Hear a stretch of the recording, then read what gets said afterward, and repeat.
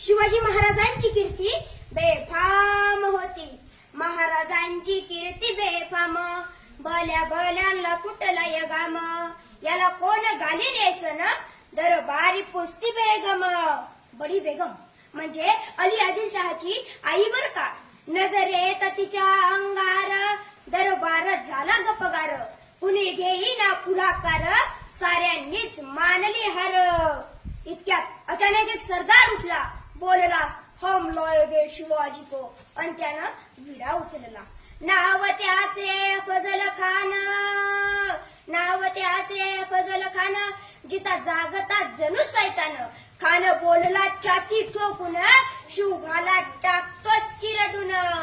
कौतिक झाले दरबाराचे. खान निघाला मोठ्या गुरमीत, हा हा हा हा हा हा. त्याच गोड दळ पायदळ, फौजा फाटा लई बक्कळ. अंगी 10 हत्तीचं बळ, पाहणारा कापे चळचळ.